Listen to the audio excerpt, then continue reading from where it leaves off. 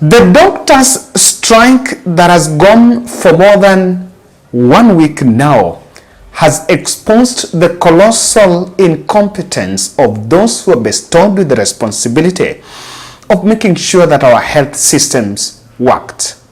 And now, the big question here is, the country has been talking about a transition from SHIF to NHIF, and that has emerged disastrous. And just before the dust could settle, the doctors are out of the hospitals, nurses are joining them, and the government is involved in a spin of propaganda. In this podcast, let's also find out, is it true that the Health Cabinet Secretary, Nakhumicha, is up to the task? Or do we also need to entertain the discussion about her qualifications from the Turkish University? Welcome to The Bold Analysis. My name is Kevin Oduor.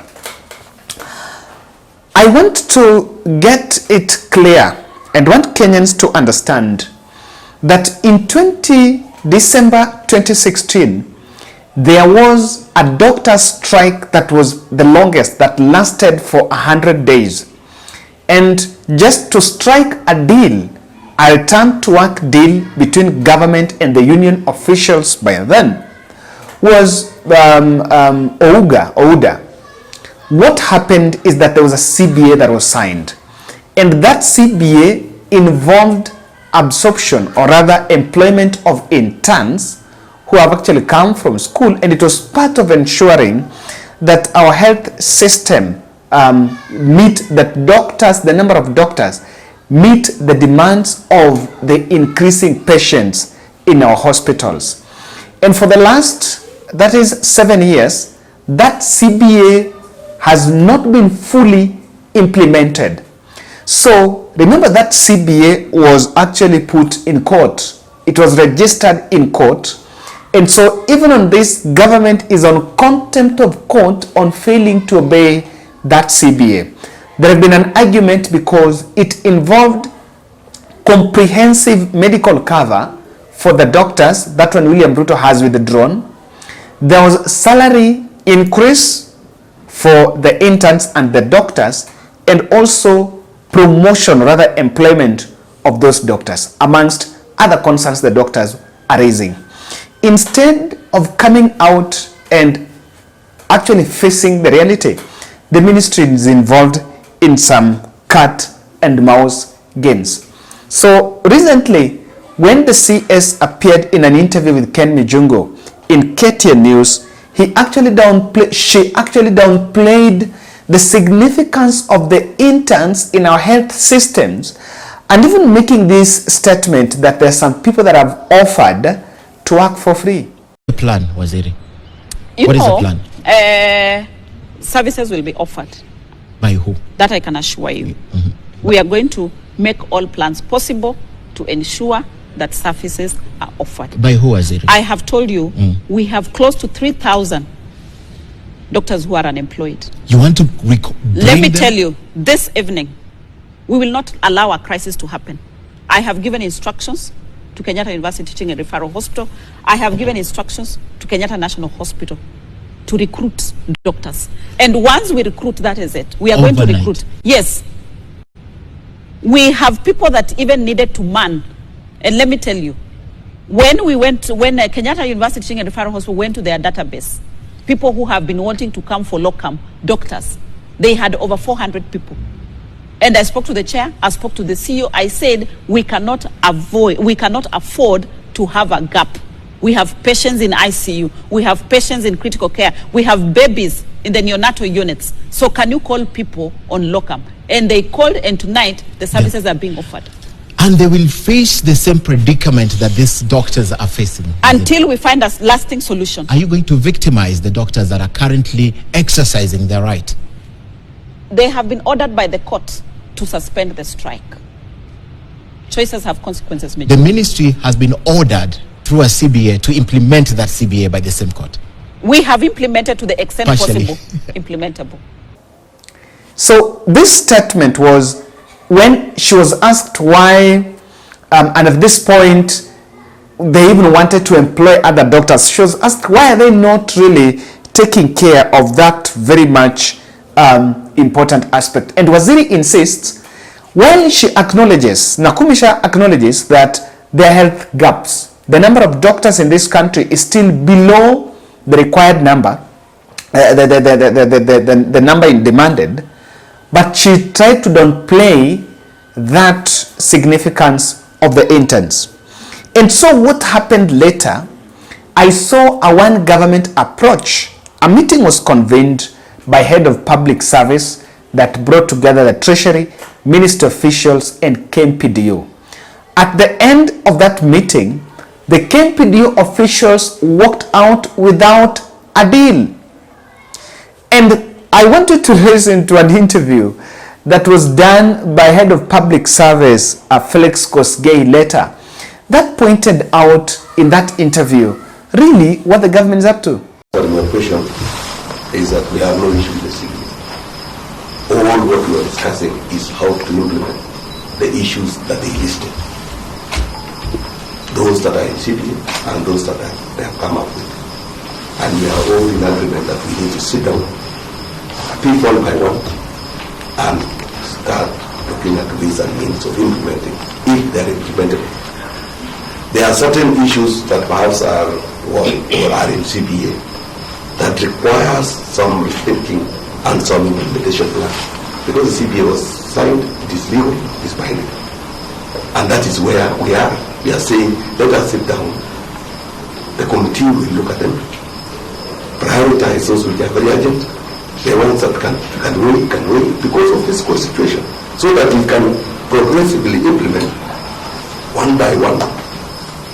And those which are immediate and urgent can be done at the first instance. So we have no issue with the CPA because it was signed, but we have an issue on how to implement the method and the implementation plan, because that is what we are trying to set down. When it comes to the issue of the rates or the salaries, as I mentioned earlier, is that the term intern across the country is a terminology that is in every sector. If you go to the engineers, they are interns, journalists, they are intern journalists, and everybody else. So we were saying, look here, this term intern is known by Kenyans as intern, and those people are earning between 15,000 and 30,000. Now, these other interns that seems to be employees, how do we treat them? Because we want equity, we want fairness, we want to attach the title, the job, and the reward to be the same. And after they explained intensely, and having been informed and being convinced, the entire team, that the intern doctors are doctors that for many years, for decades, have been employed as like management trainees, only that they are being called interns, which many people always confuse with these others. We said you change so that they can sit in the right place. And therefore these other SRC document was actually a document that will enable any intern at that time if the normal intern policy. So if you check that deliberation, you will understand something very clear there. The CS was looking dejected, bewildered, and even more confused. She doesn't seem, because contrary to what she had said, that those interns did working permit, lacking license, and so they're not supposed to be on some salary as many, some very strong salary as many were insinuating, as some of them were insinuating. The government came out down to actually emphasize about the importance of these interns. And clearly, from just a look of things, you will understand that even that one government approach failed to end that strike. The doctors walked out of that meeting in protest. They are protesting that their grievances are not being met and the government is just involved in some cat and mouse. One thing has been bothering me. Why is the president quiet? This is a very important thing that is touching on lives of Kenyans, but President Ruto has been quiet. So I want to show you how the government Kenya Kwanza team are involved in a charade of propaganda to downplay this. Look at this tweet. This is Nakhumicha. This is William Ruto's chief spin master. Nakhumicha is saying, this doctor strike KE has a political mastermind. Doctors' political IQ is below the level of stupid. Why? These doctors performed brain surgery on wrong patient, then they cut off the leg of a wrong guy. Can these quacks be this organized? Zero. Who is the sponsor? Iko kitu. And here, Nakhumicha is insinuating that there is someone behind this protest. Now this is dragging a political hand. And that has been said, who is this imaginary person that government takes cover, an escapism narrative that so and so is behind this protest? Or is this just the new way of trying to evade the questions that the public is asking? And as if you think they will end there, I want to play you another video. This video was taken, and there is probably some doctor, some intern, who is going against the position by KMPDU. I want you to watch this video. KMPDU ended on a strike, and him on the other side, he's allegedly talking about that strike not being beneficial to them as nurses. I want you to listen to him here. Good evening, my fellow union members. We have had a very busy week. We have doing the strike. And let me say, sijaona matokeo because actually today tumeweza kutamka baadhi ya simu documents speaker ndio ama the organized people who are coming to disrupt the protest. Sisi elewa. So wenye ningeomba tu my fellow union members. Tuombe sana serikali ipate suluhisho. Union people wakiweza kusikizana kurudi kwa kazi, hiyo tu ndio ningeomba.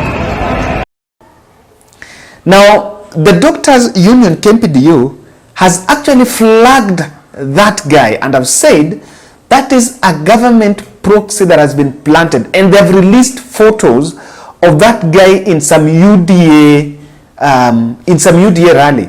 So this is the gentleman, and if you check your screens, I just want you to look at that propaganda. If you check your screen, this guy is someone known as Titus Ndiritu Maina Tito Amayai. He was vying for Kayole North Ward MCA seat in 2022.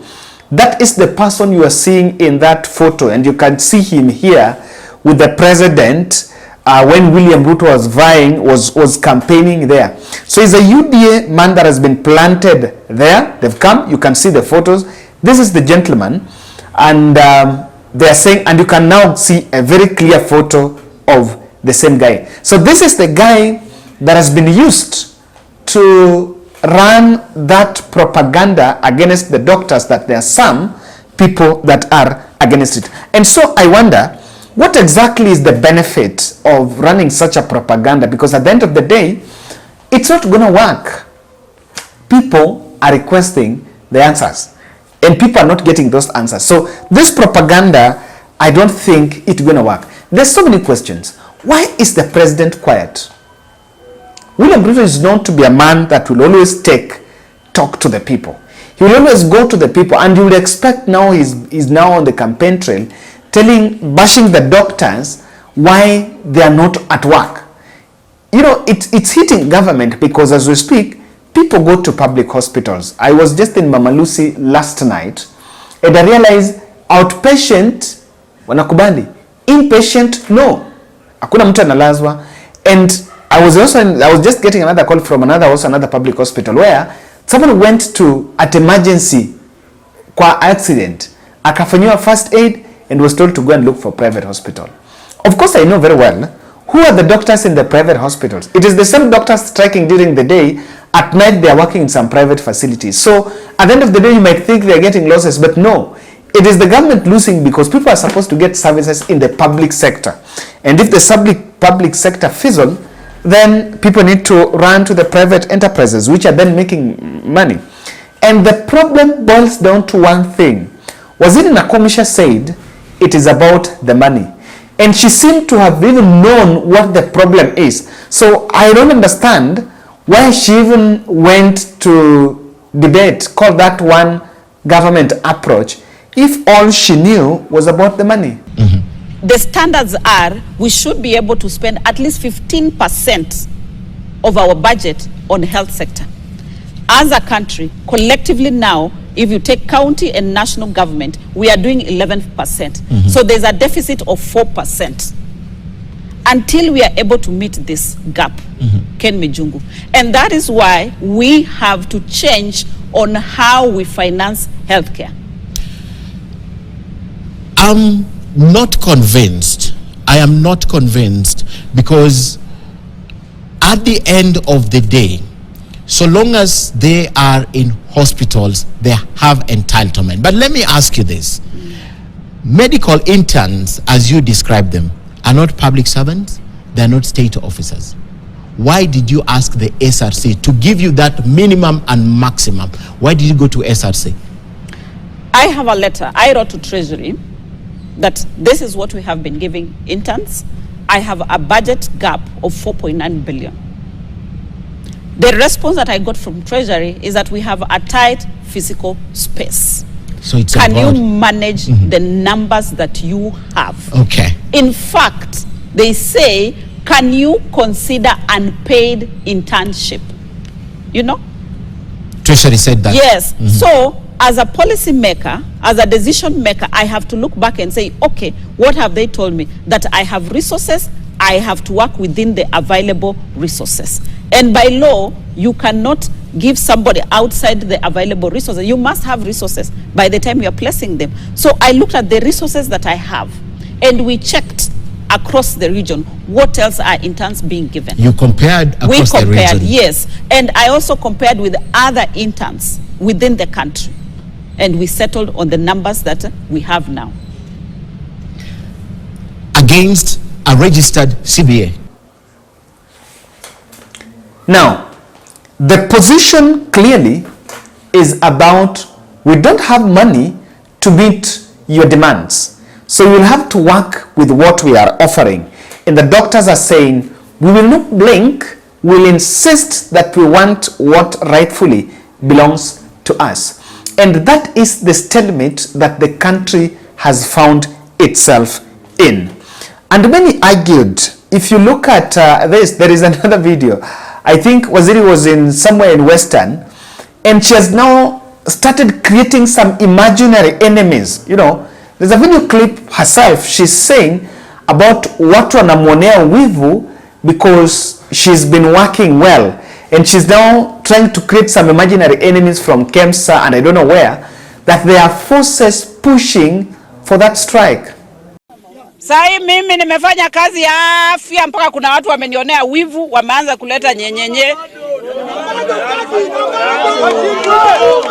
Lakini mimi nataka kuhakikishia kwamba mimi sai watu wameona vile napanga kazi yangu. Wale wezi walikuwa KEMSA, nimejua ndio wanasponsor maneno mengine. Wale watu walikuwa naiba NHIF ndio wanasponsor mambo mengine. Sasa sai ati mtu anasema vile nilisema tupunguze NHIF kutoka 500 hadi 300 ati nilifanya makosa. Ati vile nilisema wale wenye hawana pesa, hawana kazi walipiwe na serikali, ati mimi nilifanya makosa. So I don't think it is in order for people in government to take cover in such imaginary enemies or imaginary forces where people have just failed to take their responsibility. So ladies and gentlemen, on this, there is that which I am saying. There is that which I am seeing. Why, as this is going, there is a total collapse in the health sector. Do you know that even as we speak, the transition from NHIF to SHIF has seen NHIF services going down? And now, there is a patient who needs some surgery, they cannot get approval for NHIF because they've been told, wait. So doctors are out on strike. And I think the reason why NHIF has been stopped during this doctor strike is because they know public hospitals are going to benefit.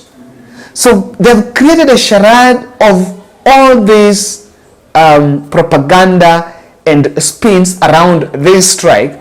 By the end of the day, mwenye anaumia ni mwananchi. So Mr. President, the hustler who cannot afford private hospital and can only afford public cannot get services because we are engaged in a charade of spin. I want to interpret this further, but before we look at that, I want to humbly request you to subscribe to our channel, click the notification bell, and like our videos. Now, for people in that medical fraternity, I know we have quite a number. Who are our members here? We really want to know what exactly is the big problem. And from inside source, if I see a comment that shall have given me this answer, I will pin it so that all those who will be watching this video will find out what exactly, people who walked out in that meeting, what exactly happened, because in that meeting with government representatives, people walked out, the doctors walked out and they were not part of that press briefing. And they never did even a counter press briefing to what Kosgei did. Number one, Nakhumicha, who is a rectangular appointee in cabinet, is actually prime for sacking. And at the end of the day, if she survives this doctor strike, then the disastrous transition of NHIF to SHIF might see her being shown the way. This strike, Ruto has gone silent because it exposes the government con. They have insisted they don't have money because Waziri Nakhumicha said they asked Treasury for 4 billion more just to implement this CBA to make sure this strike is over. But she's been told, work with what you have. While we are collecting money, even as we speak, there is a whole lot of a difference. Things are not moving. You need to listen to this soundbite from Sifuna exposing how different sectors things are stuck while government is involved in propaganda. Number 3, dragging Uhuru Kenyatta in this doctor strike is escapism. Who is this man who is the mastermind? We know that a perennial enemy, a perennial imaginary enemy that Kenya Kwanza has is Uhuru Kenyatta, and that's what the tweet by Mutai Ngunyi is supposed to show. But how does Uhuru comes in? There's a big question. And then let's see the potential of unrests over salaries. The government is staring at it. In fact, the government is dancing with this disaster because the doctors have held their position. You remember, even when they started strike, the first instant of that strike, the Secretary General was shot by the police. And someone tells me that was done, exclusively I spoke to some fellows there who was telling me, that was done to make them shiver. So that wasitokeleze. Kama SJ amepigwa risasi, wasitokeleze. But they shouldered and came out. Now immediately this one will be over, the police, probably the police note, the teachers and other civil servants might join the fray. And the reason why Ruto is quiet, because he knows very well, amesha katakata watu pay slips ya watu. These people are just crying for salary. That's the bottom line. At the end of the day, people are also asking, so is Nakhumicha's certificate, degree from Turkish University, fake? Because it means that Turkish University, there is a lot of question on his capability and capacity even to handle the ministry. Thank you.